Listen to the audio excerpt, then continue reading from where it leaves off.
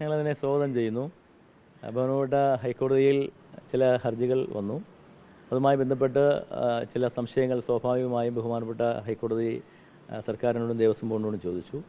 Devaswom board അത് കൃത്യമായ കോടതി ചോദിച്ച കാര്യങ്ങൾക്ക് ദേവസ്വം ബോർഡും സർക്കാരും ഒക്കെ മറുപടി നൽകി.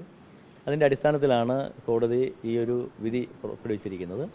ഞങ്ങൾക്ക് ദേവസ്വം ബോർഡിനെ സംബന്ധിച്ചിടത്തോളം വളരെ സന്തോഷകരമായ ഒരു നിമിഷമാണ്. കോടതി ഞങ്ങൾക്ക് അനുകൂലമായ ഒരു വിധി തന്നിരിക്കുന്നു. കോടതി പറഞ്ഞ ചില കാര്യങ്ങളുണ്ട്. ആ കാര്യങ്ങൾ കൃത്യമായി പരിഗണിച്ചുകൊണ്ട് തന്നെ ആയിരിക്കും ഈ അയ്യപ്പ സംഗമം ഞങ്ങൾ സംഘടിപ്പിക്കുന്നത്. പല കാര്യങ്ങൾ ഇതുമായി ബന്ധപ്പെട്ട് കോടതി പറഞ്ഞിട്ടുണ്ട്. അതെല്ലാം അക്ഷരാർത്ഥത്തിൽ പാലിച്ചുകൊണ്ടും തന്നെയാണ് ഞങ്ങൾ ഈ അയ്യപ്പ സംഗമവുമായി മുന്നോട്ട് പോകാൻ ആഗ്രഹിക്കുന്നത്. ഞങ്ങളെ സംബന്ധിച്ചിടത്തോളം ശബരിമലയുടെ അടിസ്ഥാന വികസനം മാത്രമാണ് ഞങ്ങളുടെ ലക്ഷ്യം. ഈ ഒരു മാനവ സൗഹൃദ ആരാധനാലയം അതിൻ്റെ പ്രശസ്തി വാനോളം ഉയർത്തുക, ലോകത്തിൻ്റെ വിവിധ ഭാഗങ്ങളിൽ എത്തിക്കുക, അവിടെയുള്ള ഭക്തജനങ്ങളെ ഇങ്ങോട്ടേക്ക് കൊണ്ടുവരിക, അവർക്ക് വേണ്ടിയിട്ടുള്ള അടിസ്ഥാന സൗകര്യം ഒരുക്കുക, അതുമാത്രമാണ് ഞങ്ങളുടെ ലക്ഷ്യം. ഞങ്ങൾക്കിതിൽ രാഷ്ട്രീയമോ മതമോ ജാതിയോ അങ്ങനെ വർണ്ണ വിമോചനമോ ഒന്നുമില്ല. ഞങ്ങൾ തികച്ചും മുൻവിധിയില്ലാതെ നടത്തുന്നൊരു ഈവൻ്റാണിത്. ഇതിൽ ശബരിമലയുടെ വികസനം മാത്രമാണ് ഞങ്ങളുടെ ലക്ഷ്യം. അതുകൊണ്ട് തന്നെ ഈ ആഗോള അയ്യപ്പ സംഗമത്തിൽ എല്ലാവരും പങ്കെടുക്കണമെന്നാണ് ഞങ്ങളുടെ വിനയപൂർവ്വമായ അഭ്യർത്ഥന. പ്രതിപക്ഷ നേതാവിനോടായാലും ആരോടായാലും ഞങ്ങൾ വീണ്ടും സംസാരിക്കാൻ തയ്യാറാണ്. ഇവരെല്ലാം തന്നെ സകല പ്രതിഷേധങ്ങൾ മാറ്റിവെച്ചുകൊണ്ട് ഞങ്ങളോട് സഹകരിക്കണം. ഇത് ഈ ശബരിമലയുടെ വികസനമെന്ന് പറയുന്നത് കേവലം ശബരിമലയുടെ മാത്രം വികസനമല്ല. അത് തിരുവിതാംകൂർ ദേവസ്വം ബോർഡിൻ്റെ കീഴിലുള്ള ഒട്ടേറെ ആരാധനാലയങ്ങളുടെ വികസനം കൂടിയാണ്. മാത്രമല്ല ശബരിമലയുടെ ഒരു തീർത്ഥാടന കാലമെന്ന് പറയുന്നത് കേരളത്തിലെ സാമൂഹിക സാമ്പത്തിക രംഗത്ത് ഒരുപാട് അഭിവൃദ്ധി ഉണ്ടാക്കുന്ന ഒരു കാലം കൂടിയാണ്. അതുകൊണ്ട് കേരളത്തിൻ്റെ വികസനമാണ്, ഇന്ത്യയുടെ വികസനമാണ്. അതുകൊണ്ട് എല്ലാവരും ഈ അയ്യപ്പ സംഗമത്തിൽ പങ്കെടുക്കണമെന്നുള്ളതാണ് വിനയപൂർവ്വമായ ദേവസ്വം ബോർഡിൻ്റെ അഭ്യർത്ഥന. ഈ ചില രാഷ്ട്രീയ പ്രസ്ഥാനങ്ങൾ പ്രത്യേകിച്ച് അങ്ങനെ സൂചിപ്പിച്ചത് പ്രതിപക്ഷ നേതാവടക്കം ഇക്കാര്യത്തിൽ ചില അഭിപ്രായ വ്യത്യാസങ്ങൾ വിയോജിപ്പ് രേഖപ്പെടുത്തി. അപ്പോൾ അതിന് BJP ബദൽ അയ്യപ്പ സംഗമം അടക്കം സംഘടിപ്പിക്കുന്നു. അപ്പോൾ ഈ കോടതി വിധിയുടെ ഉത്തരവിൻ്റെ അടിസ്ഥാനത്തിൽ അവരുമായി വീണ്ടും അഭിപ്രായ ഐക്യത്തിന് വേണ്ടി ആരായുമോ, അവരെ കൂടി ക്ഷണിക്കുമോ, പ്രതിപക്ഷ നേതാവിനെ വീണ്ടും കാണുമോ, പ്രതിപക്ഷ നേതാവിനെ അവിടെ പോയി തന്നെ നേരിട്ട് ക്ഷണിക്കുമോ? വേണ്ടി വന്നാൽ ഞങ്ങൾക്ക് പ്രതിപക്ഷ നേതാവിനെ ക്ഷണിക്കുന്നതിന് ഞങ്ങൾക്ക് വേറൊരു ബുദ്ധിമുട്ടുമില്ല. അദ്ദേഹം ഉൾപ്പെടെയുള്ള ആളുകൾ ഇതിൽ പങ്കെടുക്കണം എന്നുള്ളതാണ് ദേവസ്വം ബോർഡിൻ്റെ വിനയപൂർവ്വമായ അഭ്യർത്ഥന. കാരണം ഞങ്ങൾക്കിതിൽ ശബരിമലയുടെ വികസനം മാത്രമാണ് ഞങ്ങളുടെ അടിസ്ഥാനപരമായ ലക്ഷ്യം. അതുകൊണ്ട് എല്ലാവരും ഇതിൽ പങ്കെടുക്കണമെന്നുള്ളതാണ് ദേവസ്വം ബോർഡിന് വേണ്ടി അഭ്യർത്ഥിക്കുവാനുള്ളത്. ഒരുക്കങ്ങൾ നന്നായി പോകുന്നു. ഇപ്പോൾ തന്നെ ഏതാണ്ട് 5000-ഓളം പേര് നമ്മുടെ വെബ്സൈറ്റ് പോർട്ടലിൽ രജിസ്റ്റർ ചെയ്തിട്ടുണ്ട്.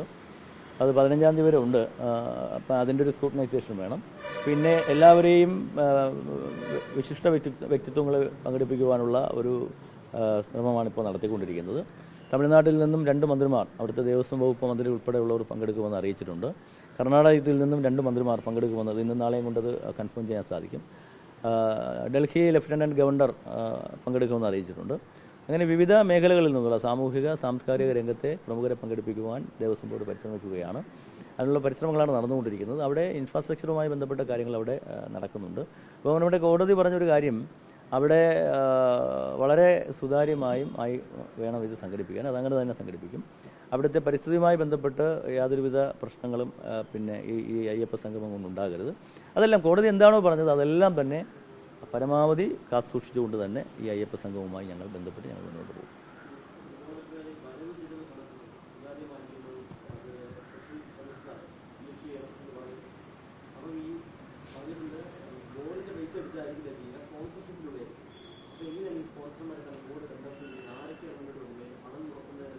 അല്ല, ഒരുപാട് സ്പോൺസർമാർ നമുക്ക് മുന്നോട്ട് വന്നിട്ടുണ്ട്.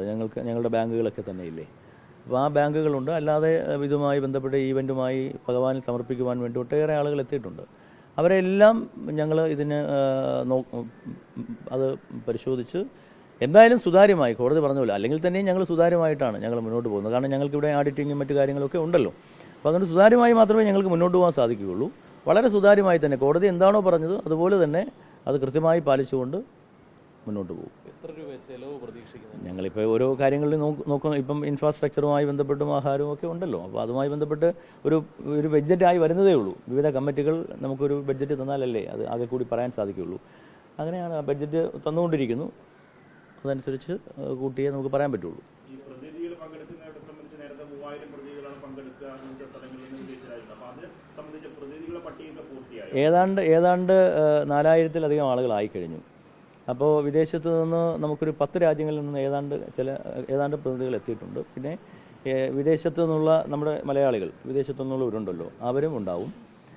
ഇപ്പോൾ തമിഴ്നാട്ടിൽ നിന്നാണ് കൂടുതൽ ആളുകൾ വന്നിരിക്കുന്നത്. 1500-ഓളം പേര് തമിഴ്നാട്ടിൽ നിന്ന് ആൾറെഡി രജിസ്റ്റർ ചെയ്തിട്ടുണ്ട്.